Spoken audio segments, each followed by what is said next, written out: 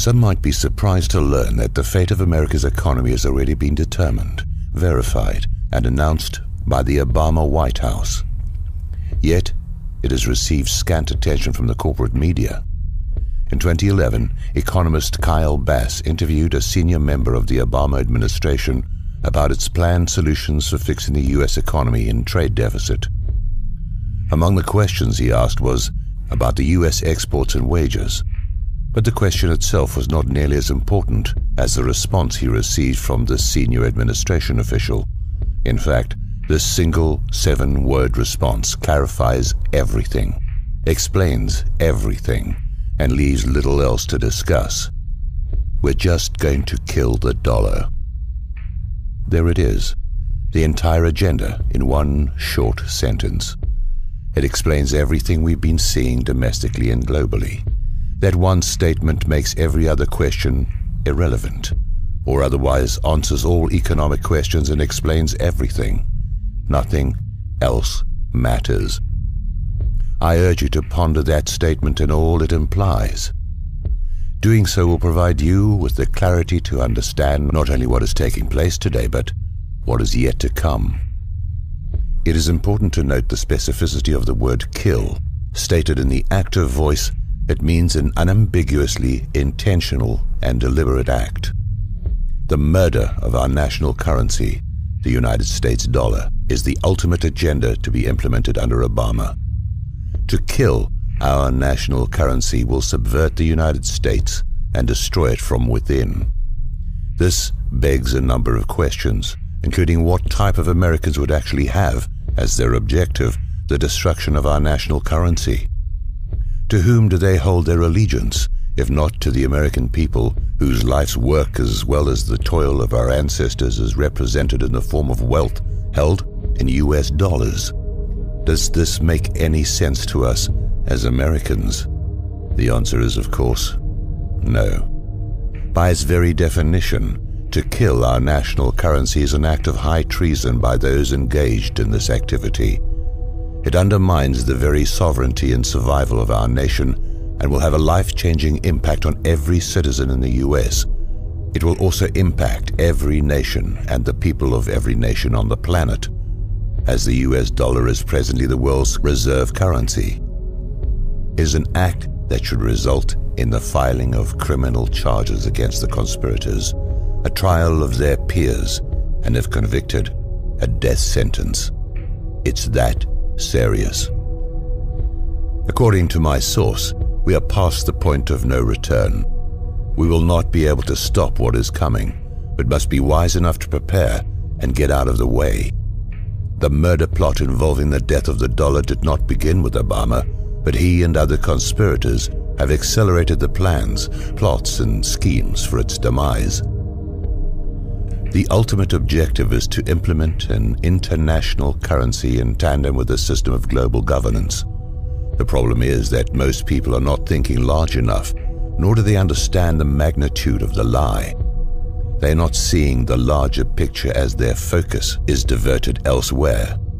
For example, they focus on various tentacles of the octopus, such as the gun confiscation initiative, the DHS armament acquisitions, and economic woes as independent and unrelated events.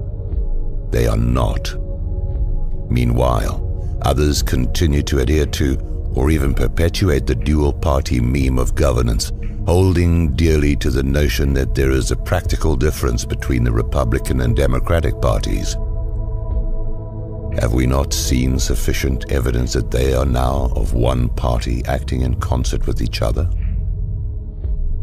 They cannot see the collusion and backroom deals and continue to hope that the next election will finally change the unchangeable continuity of agenda.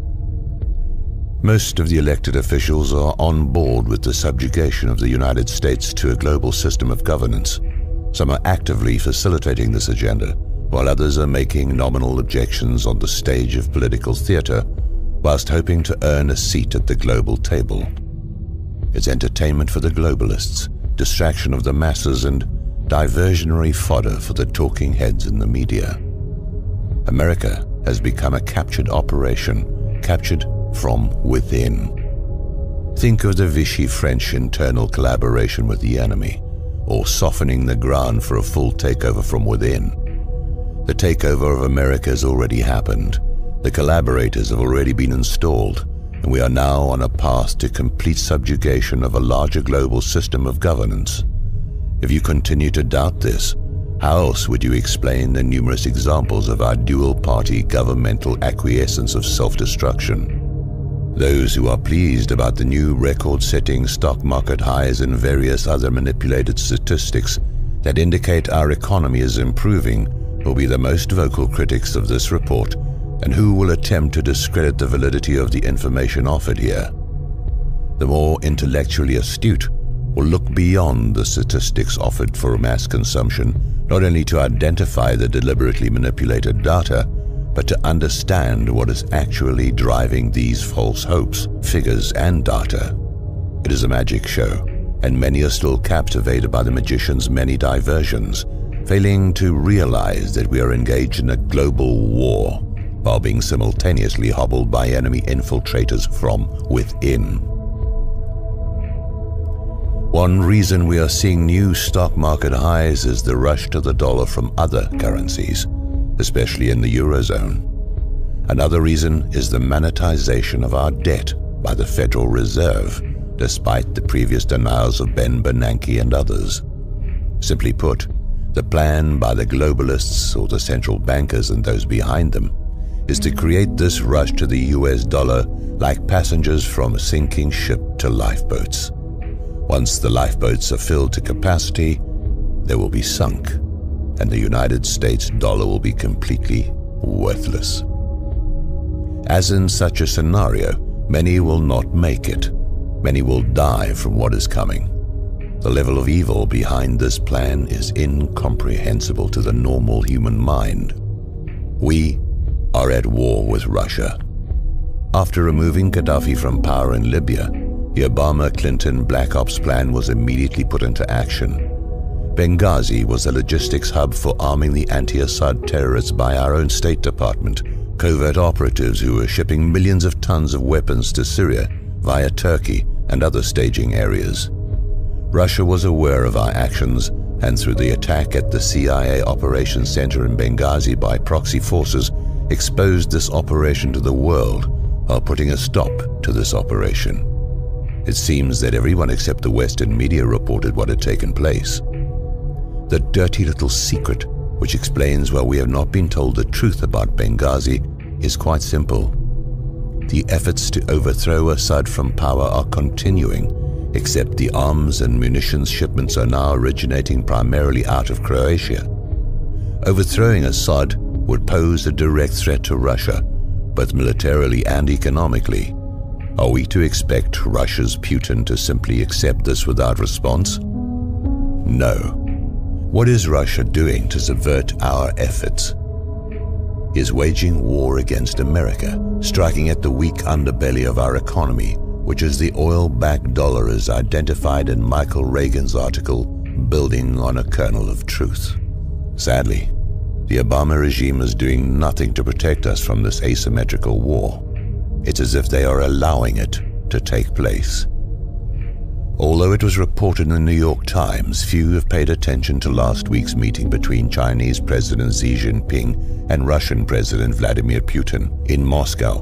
But it was an extremely important event in terms of the planned murder of the US dollar. An alliance is being forged between Russia and China to replace the US dollar as the reserve currency, already severely weakened by the policies of those in power, with a gold-backed currency. While reports do exist that cite the hoarding of gold by China and Russia, they are purposely underreporting their collective reserves. Meanwhile, Americans can't even get honest answers to the amounts of our own gold reserves held in Fort Knox or the Federal Reserve. Don't people find this reluctance for audit and inspection a bit curious, if not outright suspicious? The battle is being waged not only by military might, but by a currency war. We are being played through our military involvement in the Middle East, including our covert operations against Syria at the behest of Saudi Arabia. Unlike Iraq, the war in Syria will explode, turn hot, and we will be engaged in an ominous battle that will quickly expand and turn deadly. Weakened militarily through the policies of the Obama regime, coupled with an already weakened economy, the US will suffer consequences unlike anyone might imagine or is willing to address. It is a recipe for disaster, planned and initiated by the global elite behind the central banking system, including those in our own government. We've been set up from within, lied to, and now we're about to see exactly what this globalist system has in store for not only the United States, but every nation of the world. It is critical to understand that the takedown of the US will be the result of an asymmetrical war that includes the weakening of our military, our economy, and a direct assault on our ability to keep the dollar as the world reserve currency and protect the free flow of oil and energy to the United States. Within the last week, China held a surprise naval exercise in the South China Sea. Meanwhile, Russia displayed their resurgent military might in the Black Sea. These exercises were conducted as US military forces are spread thinly across many areas of the world. Is anyone paying attention here? Just as certain a collapse of the dollar is coming, so will be chaos on the streets of America caused by this plan to kill the dollar. The central bankers and the leaders selected to govern each country have effectively used the Hegelian dialectic to implement their agenda. Just as stated by George H.W. Bush on September the 11th, 1990, their predetermined solution of a new world order is being formed before our very eyes.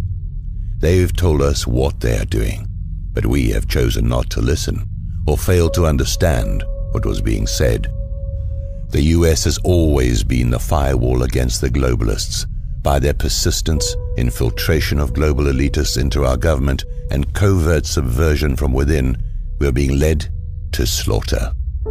A view from space, looking at the larger picture of events for which many have questions, a clearer picture emerges. There will be some who dare to resist the pillaging of our bank accounts, the erosion of our rights, and the enslavement that comes with the dismantling of America. The dust clouds visible on the far horizon that watchmen have been reporting for decades can now be seen as an attacking army of barbarians whose fighters are now on the ladders and cannons are breaching our empire's outer walls. Who knows how long the inner walls of our empire will survive the next wave of their coming attack. Perhaps Ernest Hemingway said it best in referencing John Donne from his novel of the same name. And therefore, never send to know for whom the bell tolls. It tolls for thee.